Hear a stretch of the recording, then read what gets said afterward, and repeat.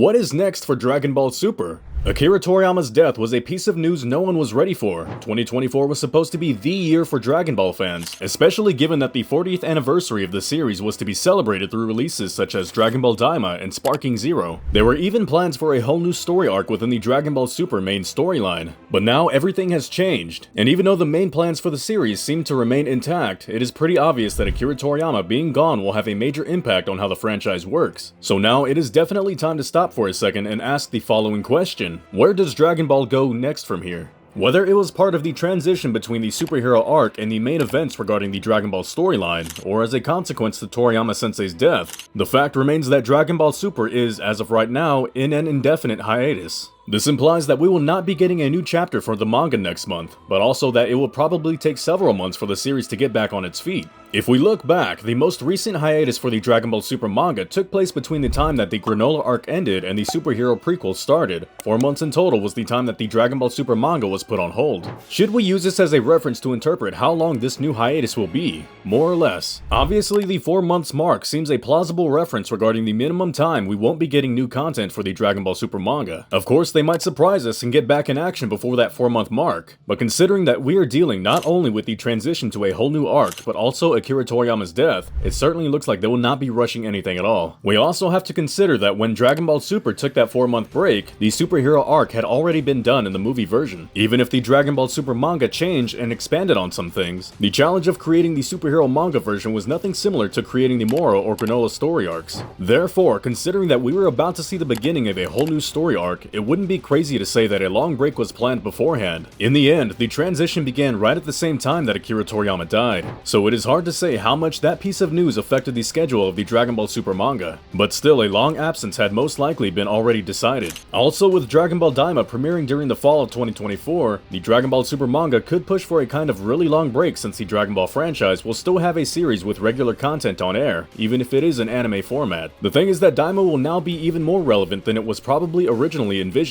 The reason being that Toriyama became more and more involved in time with the project, to the point that Daima is now a Toriyama vision, much like many other creations of his past. There are many manga series that go on hiatus for really long periods of time and for many different reasons. Let's not forget that it took 20 whole years for Dragon Ball Super to happen after Dragon Ball Z ended back in 1995. Yes, Dragon Ball GT happened eventually, and due to Akio Ioku's decision making, it seems likely that even if Dragon Ball Super manga took years to come back, something that shouldn't happen unless things really fell apart for Toyotaro and others involved with the manga, we would still get content in the form of video games and anime movies or even series. A manga franchise that recently suffered a similar situation to that of Akira Toriyama's death is Berserk. The manga by the late Kentaro Miura, considered one of the best dark fantasy tales and a massive influence for video games such as Elden Ring, was left at a loss when Miura died not so long ago. As a result, it took about a whole year for the family and the people in charge of the distribution of Berserk to decide what would happen with it, and yes, cancellation was even a possibility. In the end though, it was decided that Koji Muri, a friend to Miura-sensei and a professional mangaka as well as Studio Gaga, the team Kentaro Miura worked with to bring Berserk to life would be the ones in charge of keeping Berserk alive.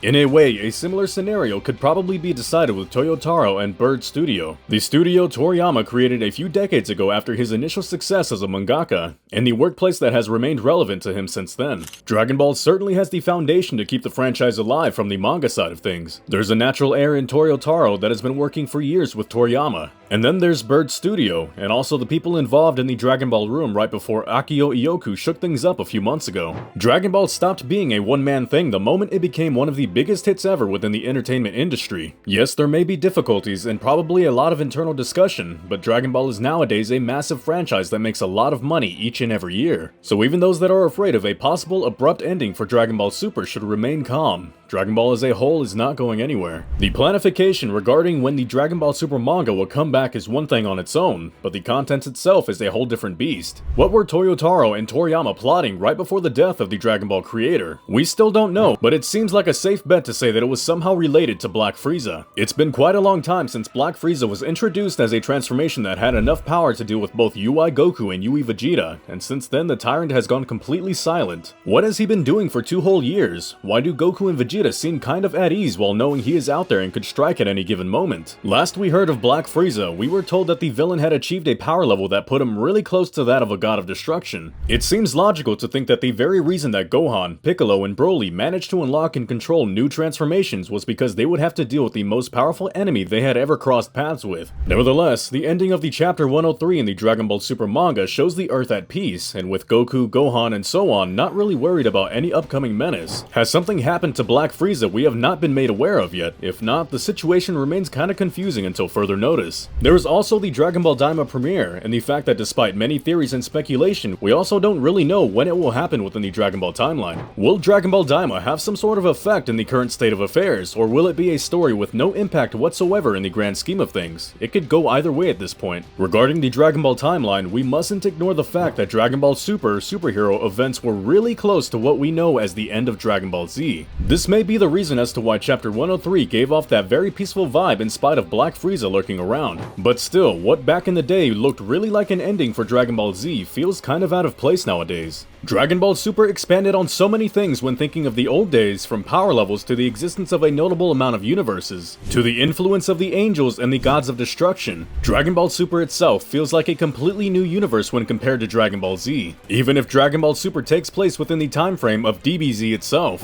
everything Dragon Ball Super introduced throughout the years seemed to push away that peaceful final saga for DBZ. So much so that it looked possible for the new era of DB Super to change the story as we once knew it. To what extent is something entirely unknown, but the fact remains that the echoes of the Dragon Ball Super narrative are big enough to make it possible to alter what was once written on paper. Even if the end of DBZ had remained the same, the reality of it is that we were bound to push beyond those story limits for the very first time, or at least for the very first time with Akira Toriyama being actively involved in the creative process. Dragon Ball GT was a nice effort from Toei Animation, but the fact that Akira Toriyama had a secondary role in it was something that definitely had an impact in how the story was produced and received. Other than that, it is impossible not to wonder what Akira Toriyama had in mind when he introduced as many universes as he did in the beginning of Dragon Ball Super. The way he shaped the world of Dragon Ball back then completely destroyed almost every and any preconception we had about it. There were no limits, and the Tournament of Power worked as proof that there were a lot of powerful warriors elsewhere, new races, and even more Saiyans. Dragon Ball still possesses all that potential to explore new storylines, but the fact that such an expansion will unfold without the supervision of Akira Toriyama himself is certainly a sad conclusion. From what we had been told previously, it was Akira Toriyama himself who still decided the major story beats for Dragon Ball. The creator would provide a set of major events to happen in the story, and then both Toyotaro and Toei Animation had some free reign while deciding how those would eventually come to be.